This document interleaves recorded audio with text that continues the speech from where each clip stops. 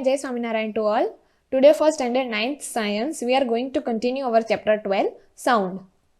The topics that we are going to cover are 12.3 reflection of sound, and this particular topic has 3 subtopics, which is 12.3.1 echo, 12.3.2 reverberation, and 12.3.3 uses of multiple reflection of sound.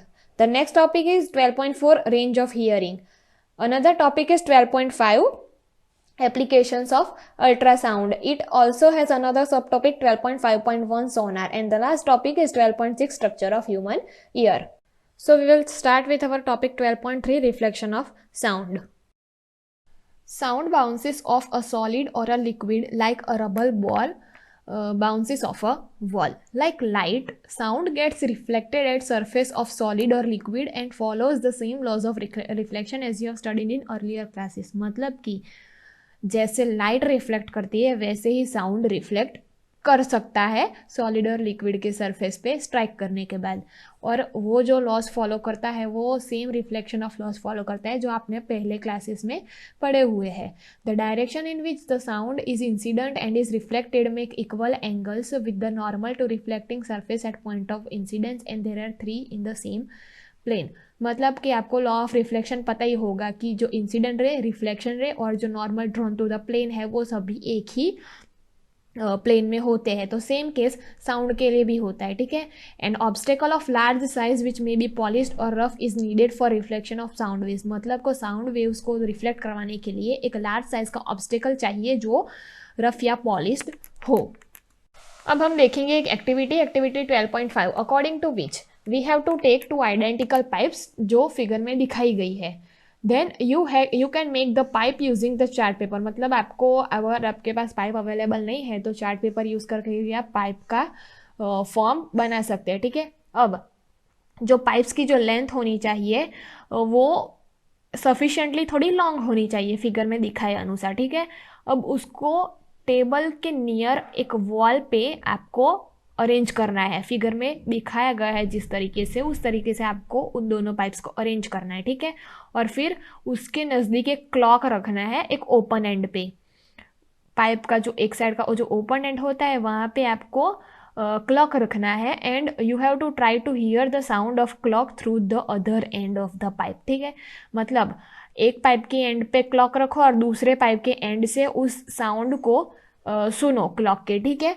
And adjust the position of pipe so that you can best hear the sound of clock.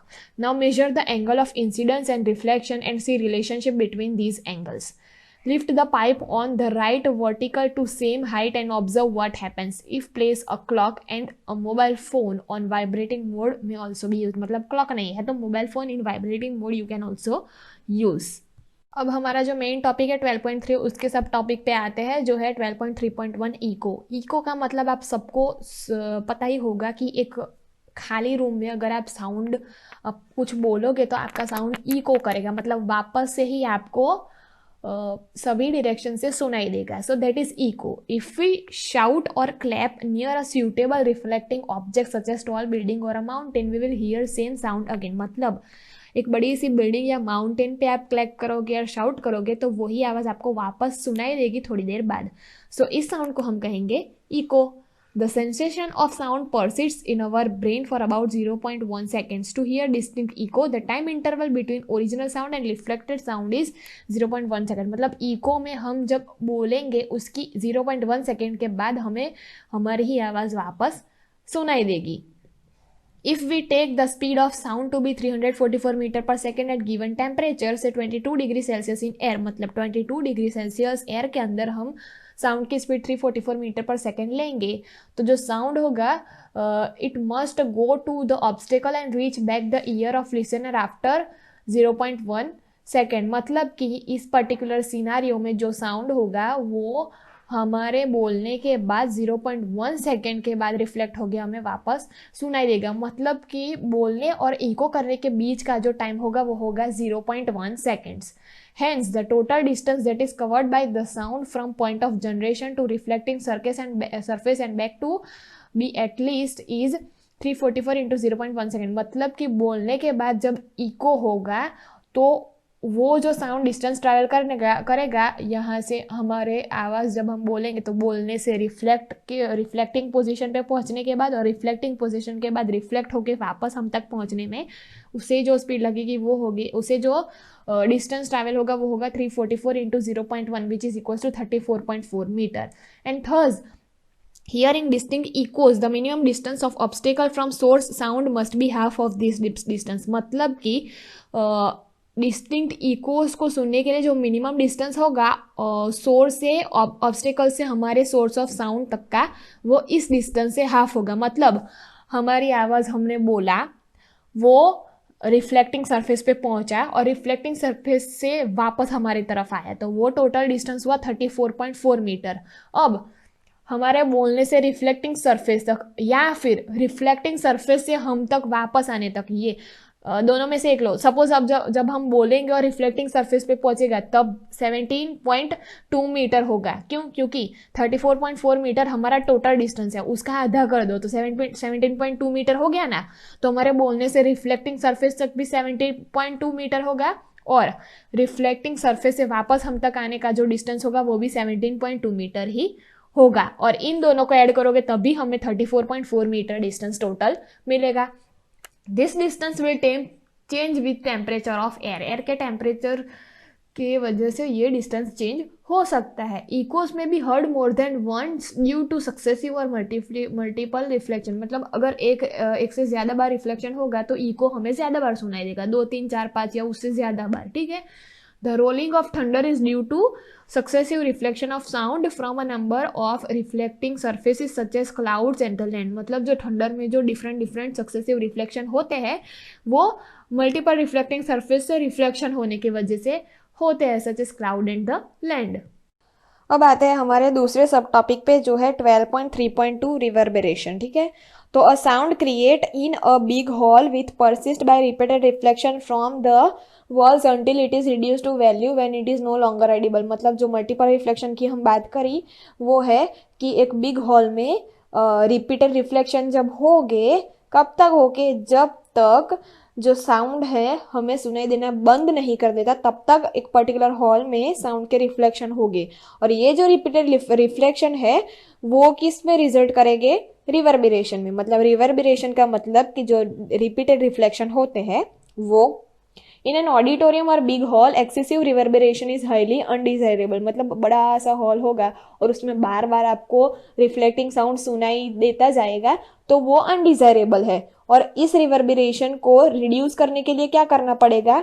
जो roof या wall होगा auditorium या hall का उसे generally sound absorbent material से cover किया जाएगा. और वो साउंड मटेरियल क्या होगा? कंप्रेस्ड फाइबर बोर्ड या फिर रफ प्लास्टर्स और ड्रेपियर्स. ठीक है. ये सभी मटेरियल्स को यूज करना है वॉल पे या रूफ पे तो रिपीटेड जो रिफ्लेक्शन होंगे, मतलब जो रिवर्बरेशन होगा वो रिड्यूस हो जाएगा. The seat materials are also selected on basis of their sound absorbing property. मतलब उस ऑडिटोरियम में जो सीट होगी उसके जो मटीरियल्स होंगे वो भी इस साउंड की एब्जॉर्बिंग प्रॉपर्टी को ध्यान में रखते हुए ही यूज किए होंगे ताकि साउंड जो है वो रिपीटेड रिफ्लेक्ट ना हो. अब हम देखेंगे हमारा एक example 12.2 according to which a person clapped his hand near a cliff and heard echo after 2 second. मतलब एक क्लिफ के नियर एक पर्सन ने क्लैप किया और उसे इको सुनाई दिया 2 सेकेंड के बाद. What is the distance of the cliff from person if speed of sound is taken as 346 metre पर सेकेंड. मतलब क्लिफ से पर्सन की तक जो साउंड की स्पीड होगी वो हमें कैलकुलेट करनी है. ठीक है. तो देखते हैं सॉल्यूशन. अभी इसकी स्पीड जो है वो 346 मीटर पर सेकेंड दी गई है. ओके. तो इसके बेस पे हमें कैलकुलेट करना है पर्सन से जो क्लिफ है उससे पर्सन तक का साउंड का स्पीड का डिस्टेंस. ठीक है.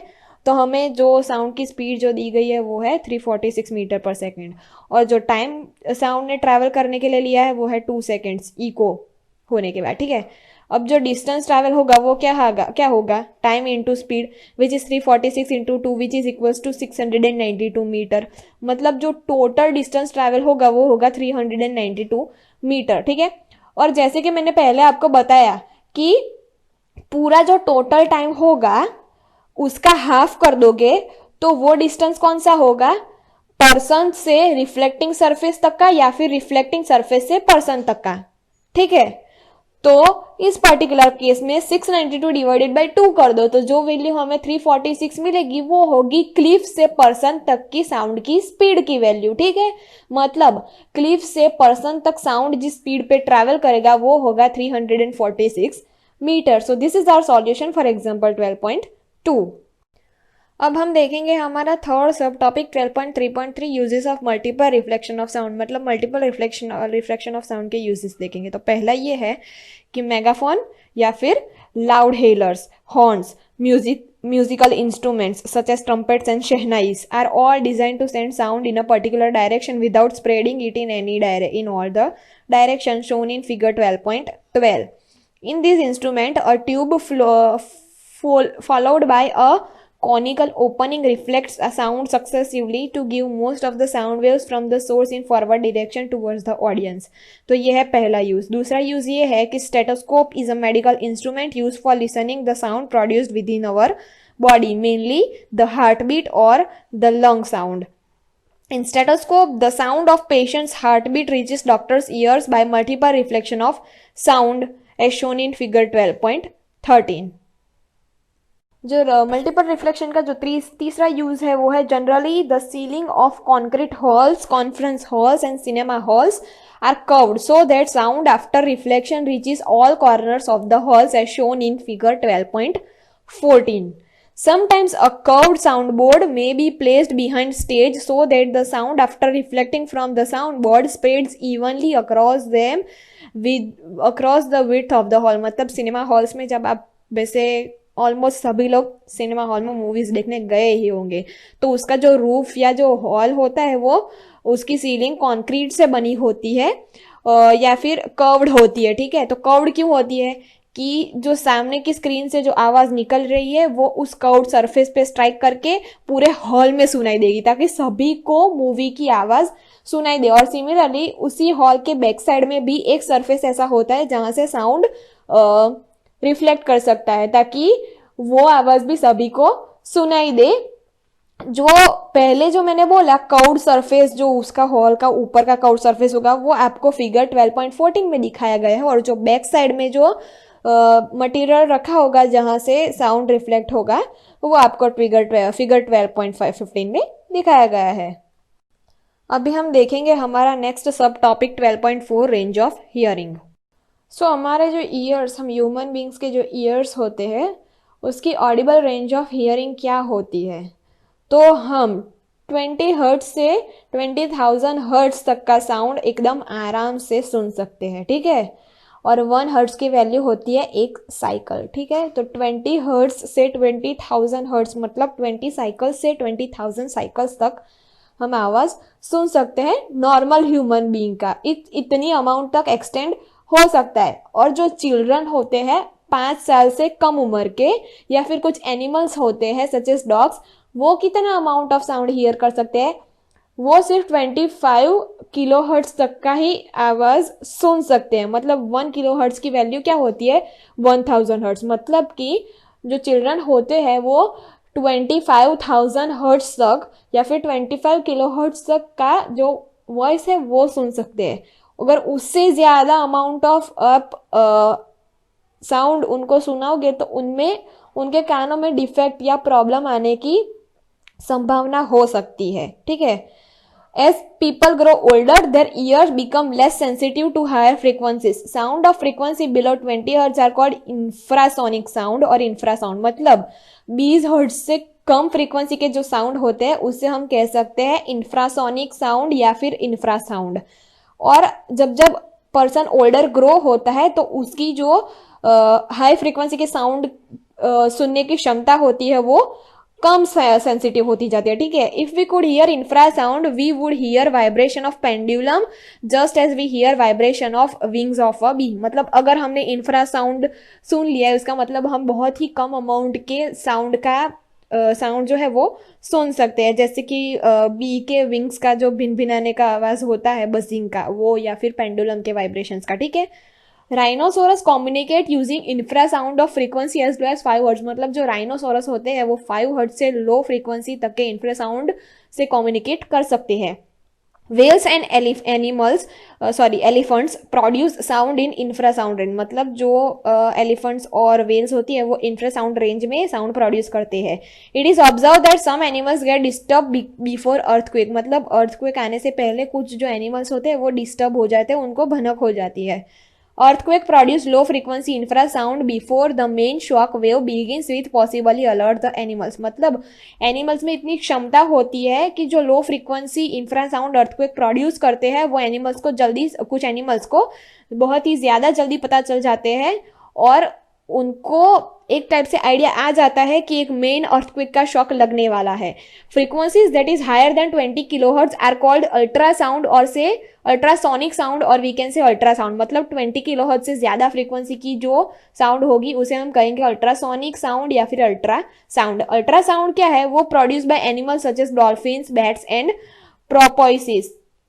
मतलब जो अल्ट्रासाउंड है वो कुछ ये जो एनिमल्स की लिस्ट यहाँ पे दी गई है उनके द्वारा प्रोड्यूस हो सकती है. Moths of certain families have very sensitive hearing equipment.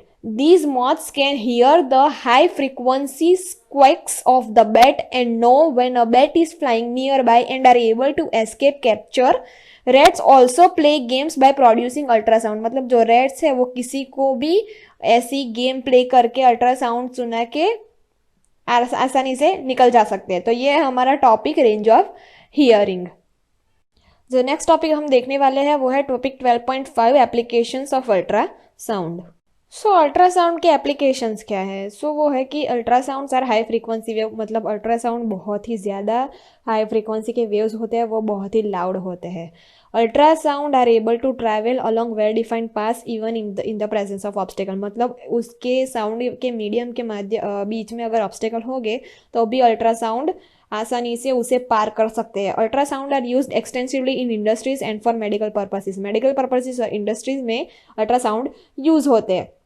अभी इसके एप्लीकेशंस देखते हैं कि अल्ट्रासाउंड जो है वो generally use to clean parts located in hard to reach places. मतलब जिस प्लेसेस पे आप क्लीनिंग करने के लिए पहुंच नहीं सकते वहां पे अल्ट्रासाउंड आप यूज कर सकते हैं. फॉर एग्जांपल है जो स्पाइरल ट्यूब है, और शेप्ड के पार्ट्स है, पार्ट जो कुछ अजीब शेप के पार्ट होते हैं वो, फिर इलेक्ट्रॉनिक कंपोनेंट्स जिसमें आप डायरेक्टली साफ सफाई नहीं कर सकते, वहां पे हम अल्ट्रासाउंड का यूज कर सकते हैं. Objects to be clean are placed in a cleaning solution and ultrasonic waves are sent into this solution. मतलब जो ऑब्जेक्ट हमें क्लीन करना है उसे क्लीनिंग सॉल्यूशन पे रख दो और वहां से अल्ट्रासोनिक वेव्स क्लीनिंग सॉल्यूशन में पास करो. And due to the high frequency the particles of dust, grease and dirt get detached and drop out. मतलब ये जो अल्ट्रासोनिक साउंड की फ्रीक्वेंसी इतनी ज़्यादा होती है कि उसकी वजह से जो डस्ट, ग्रीज और जो डर्ट पार्टिकल्स होते हैं वो ऑब्जेक्ट के सरफेस से साफ हो जाते हैं, गिर जाते हैं. The object thus get thoroughly cleaned. दूसरा है कि ultrasound can be use to detect crack and flaws in metal block. मतलब मेटल ब्लॉक के अंदर क्रैक या फ्लॉ है या नहीं उसे डिटेक्ट करने के लिए भी अल्ट्रासाउंड यूज कर सकते हैं. मेटालिक जो कंपोनेंट्स होते हैं वो जनरली बिग स्ट्रक्चर के, बड़ी बड़ी बिल्डिंग्स के स्ट्रक्चर में कंस्ट्रक्शन करने के लिए मदद करते हैं. सपोज ब्रिजेस है, मशीन्स है और बाकी के सफिशिएंट इक्विपमेंट्स है, उसमें हम मेटालिक कंपोनेंट्स का यूज करते हैं. अभी जो क्रैक और होल्स है inside these metal blocks are invisible from outside, reduces the strength of the structure. मतलब अगर मेटल के अंदर की साइड होल या क्रैक आया तो हमें बाहर से डायरेक्टली दिख नहीं सकता.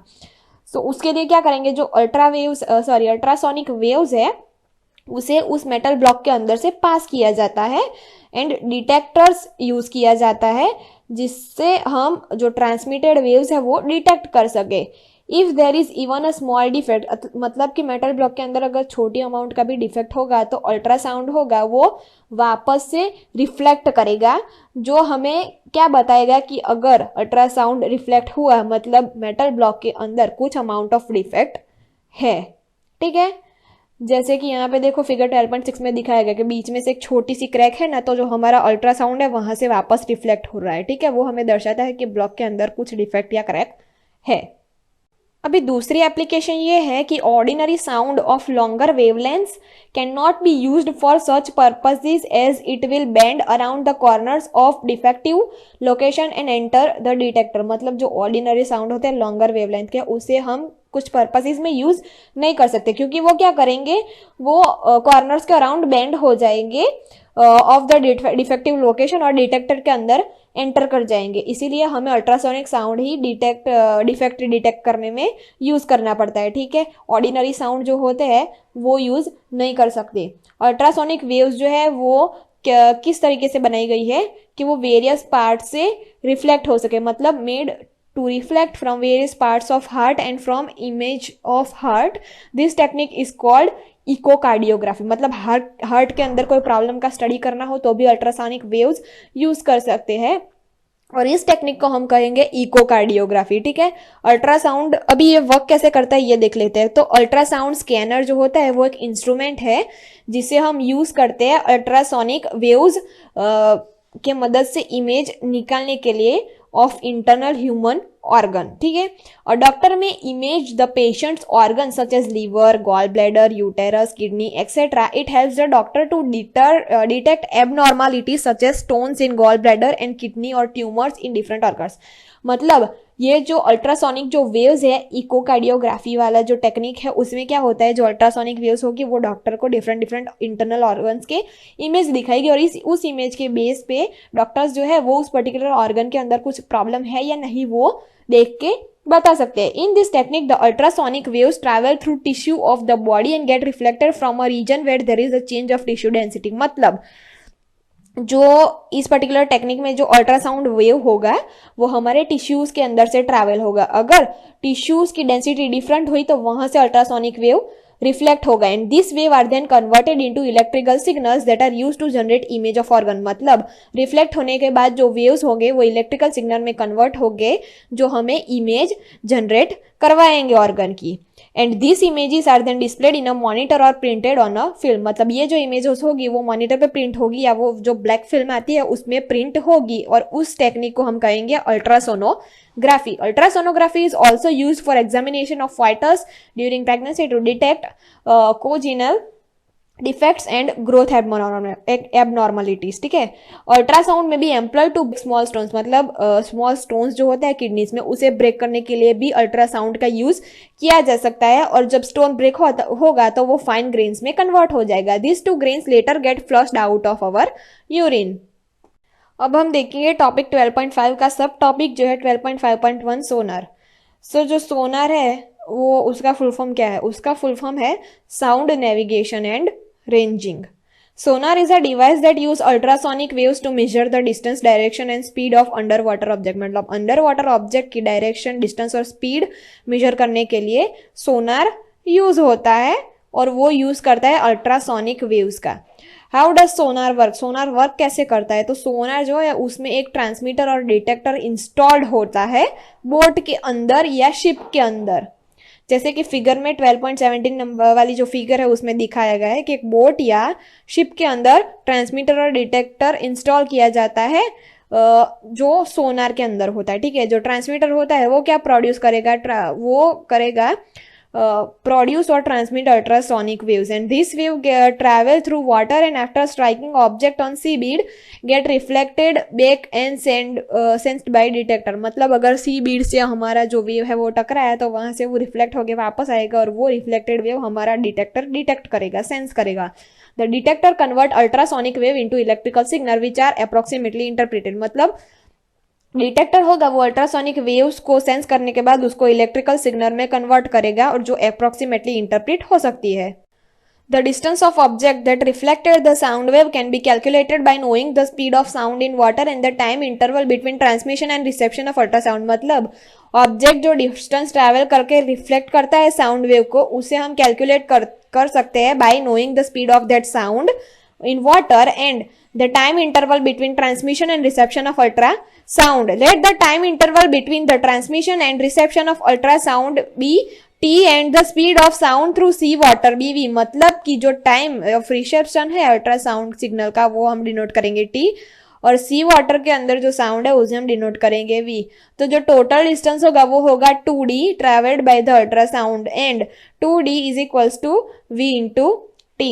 जो अबव मेंशन्ड जो इक्वेशन है उसे कह सकते हैं echo ranging. And the sonar technique is used to determine the depth of sea and to locate under water hills, valleys, submarines, icebergs, sunken ship etcetera. मतलब ये जो है वो हमें सी की डेप्थ में क्या क्या है वो हमें दिखा सकता है, जैसे कि हिल्स है, वैलीज है, सबमरीन्स है, आइसबर्ग्स है, डूबी हुई शिप्स है, वो सब। अब हम देखेंगे example 12.3 according to which a ship sends out ultrasound that returns from sea bed and is detected after 3.42 second. मतलब एक शिप अल्ट्रासाउंड को सेंड करता है और वो अल्ट्रासाउंड एक सी बीड से टकरा के वापस आता है और डिटेक्टर उसे 3.42 सेकेंड्स में डिटेक्ट मतलब 3.42 सेकेंड्स के बाद डिटेक्ट करता है। ठीक है, ये पर्टिकुलर साउंड इतनी सेकेंड्स के बाद डिटेक्ट होता है। अब अल्ट्रासाउंड की स्पीड जो है सी वाटर के अंदर वो है 1531 मीटर पर second. So distance of sea bed from the ship, मतलब शिप जो है हमारी उससे सी बीड का डिस्टेंस क्या होगा वो हमें कैलकुलेट करना है। तो देखते हैं इसका आंसर। जो हमें यहाँ पे ट्रांसमिशन जो टाइम है, मतलब अल्ट्रासाउंड सी वाटर के अंदर कितनी स्पीड से ट्रैवल करता है वो दिया गया, जो ट्रांसमिशन का टाइम है मतलब साउंड कितने सेकंड्स बाद डिटेक्ट होता है वो हमें दिया गया है t is equals to 3.42 seconds. और हमें जो साउंड की स्पीड है सी वाटर के अंदर वो दी गई है 1531 मीटर पर सेकेंड। तो जो डिस्टेंस ट्रैवल होगा वो क्या होगा 2 into depth of the stream, मतलब 2d। ठीक है, d जो है डेप्थ ऑफ द सी है और 2d की इक्वेशन क्या थी स्पीड इनटू टाइम। तो स्पीड इनटू टाइम मतलब 1531 into time 3.42 will give us answer as 5236 metre. अब ये हुआ हमारा 2 इंटू डी हुआ 5236 मीटर। तो d क्या होगा, तो d के लिए फॉर्म सिंपली जो उसके मल्टीप्लीकेशन में जो 2 है वो इक्वल टू के राइट साइड ले जाना पड़ेगा और जब मल्टीप्लीकेशन वाला 2 इक्वल टू के राइट साइड चला जाएगा तो वो डिवीजन में चला जाएगा, मतलब 5236 डिवाइडेड बाई 2 हो जाएगा और d की वैल्यू हमें मिल जाएगी 2618 मीटर। मतलब शिप से जो सी बीड का डिस्टेंस है वो है 2618 मीटर और वी कैन से 2.60 किलोमीटर। सो ये है हमारा सॉल्यूशन एग्जांपल 12.3 के लिए। जैसे कि आपको अर्लियर मेंशन किया गया था कि जो बैट्स है they search out prey and fly in the dark night by emitting and detecting reflection of ultrasound। मतलब जो बैट है वो रात में ट्रैवल करने के लिए अल्ट्रासाउंड वेव्स का एमिशन जो है वो डिटेक्ट कर सकते हैं। ठीक है, अब जो हाई पिच अल्ट्रासाउंड है squeaks of the bat are reflected from obstacles or prey and return to bat's ear as shown in figure 12.18। The nature of reflection tells that the bat where the obstacles or prey is that what it is like। Porpoises also use ultrasound for navigation and location of food in the dark। अब हम देखेंगे हमारे chapter 12 का जो last topic है 12.6 structure of human ear वो। अब हम किसी भी टाइप के साउंड को किस तरह से हियर कर सकते हैं, उसे हम हियर कर सकते हैं हमारी जो बॉडी के अंदर एक्सट्रीमली सेंसिटिव डिवाइस होता है हमारा ईयर, उसकी मदद से। It allows us to convert the pressure variation in air with audible frequencies into electrical signal that travel to brain via auditory nerve. मतलब हम ईयर से कैसे सुन पाएंगे, तो वो जो प्रेशर वेरिएशन है उसको कन्वर्ट करेगा, एयर के अंदर जो प्रेशर वेरिएशन है उसको कन्वर्ट करेगा ऑडिबल फ्रीक्वेंसीज के अंदर and then they will be converted into electrical signal और ये इलेक्ट्रिकल सिग्नल ट्रैवल करेंगे ऑडिटरी नर्व से हमारे ब्रेन तक जाने के लिए। The auditory aspect of ear is discussed below. मतलब ईयर का जो ऑडिटरी एस्पेक्ट है वो अब हम डिस्कस करेंगे। यहाँ पे ईयर की नॉर्मल हमारा ह्यूमन ईयर जो है उसकी फिगर दी गई है और ईयर में कौन सा पार्ट क्या होता है वो भी डिनोट किया गया है। ठीक है, जो आउटर ईयर होता है उसे हम कहेंगे पेना। It collects the sound from surrounding, मतलब वो सराउंडिंग से साउंड कलेक्ट करेगा और जो कलेक्टेड साउंड होगा वो हमारी ऑडिटरी कैनल से पास होगा। At the end of auditory canal there is a thin membrane. मतलब ऑडिटरी कैनाल के एंड में एक थीन मेम्ब्रेन होता है जिसे हम कहते हैं ईयर ड्रम या फिर टिम्पैनिक मेम्ब्रेन।